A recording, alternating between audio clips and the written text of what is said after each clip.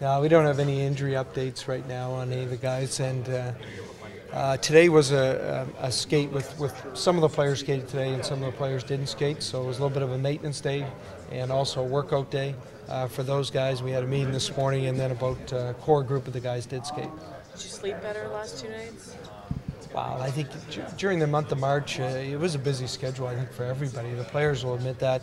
You look at the number of games you play in the month of March, you spin from one game to the next, and certainly down the stretch, we're waiting for that next win to get that next point to get us in the playoffs. You have some sleepless nights, but it's exciting right now. When you turn the page, the season ends. Anytime the season ends, you turn the page. Especially at this time of the year, there's something in your body. You just get excited. You're looking forward to the playoffs, and that's what everybody works forward to. So, Mike, do you like going in as a decided underdog, or doesn't it matter? I've been in both positions before. I'm sure this team has been in both in certain series at times. I don't think it really matters. Sometimes if you're the top team, there's high expectations. Sometimes if you're the underdog, there's still expectations. So, it's not like you go into a series and maybe they give them the advantage in the series for one reason or another, but our expectations are still the same. It's what we drive internally here, and that's the key focus.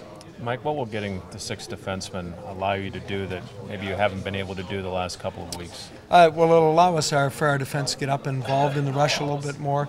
And what I mean by that, just supporting the play.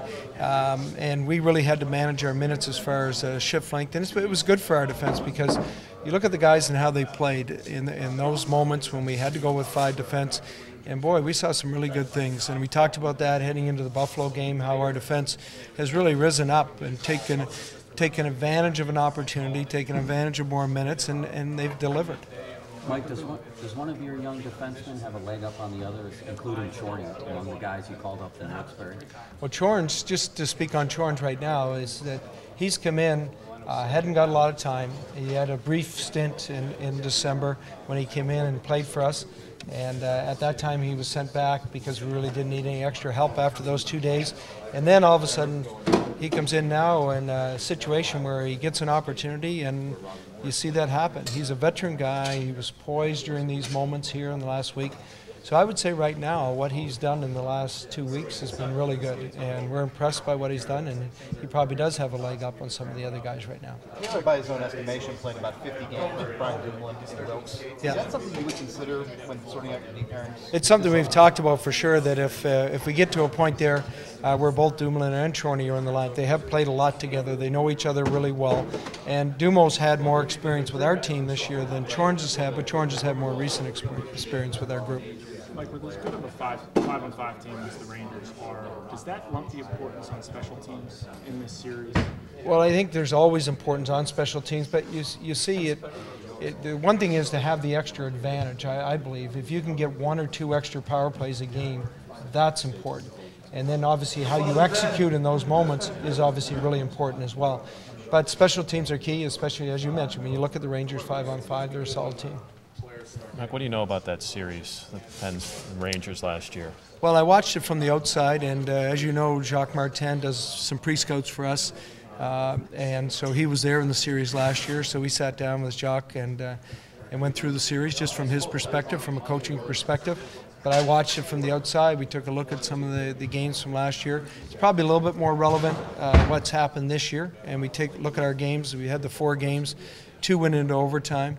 The one game, we really didn't have a good game when we were on a little bit of a streak there.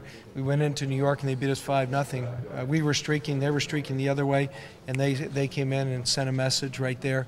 But I thought the other games, especially the 2 overtime games, one we came back in New York and pushed it into overtime, I thought were real good games to base our series on. Do you want the emotions from that series or payback from that series to carry over, or do you try to wipe it clean as you prepare here? Well, there's a lot of new players, so I think a rivalry does start. You could see when we played the Rangers this year, there is a rivalry, and it's there, and rivalries are based on playoffs. And what happened in other playoff series is important. It does carry forward, especially with the guys in the room that were there last year. Lovejoy just said that last year's series hasn't really been talked about at all in the room, so how does that resonate with the message you're trying to get across? Well, we've been more on how we're playing, what we have to do, and then as we go through the next 2 days, we're going to talk more on the Rangers and both what they've done this year as a team, things we could take advantage of, things that are really key in their game. So we're going to spend a lot more time over the next 2 days breaking down the Rangers for the group here. Like, what do you see from Ian Cole? What do you like about his game? Well, Kohler's done a good job in a couple areas for us. One, he shoots a puck really well from the point, and that's a big advantage because I think we needed to add that to our group as a defenseman that when he gets a puck in the point, he shoots a puck. He doesn't wait, he doesn't hesitate, and he shoots a cannon. The other thing is his overall play in the game has been good. He manages the puck well, he moves up into the play. He's a mobile defenseman, but doesn't really get caught. He doesn't press things too much. He's, I would say, best describing he's played within himself and used his strengths with his shot to really add an advantage for himself. Thanks, Mike. Thanks.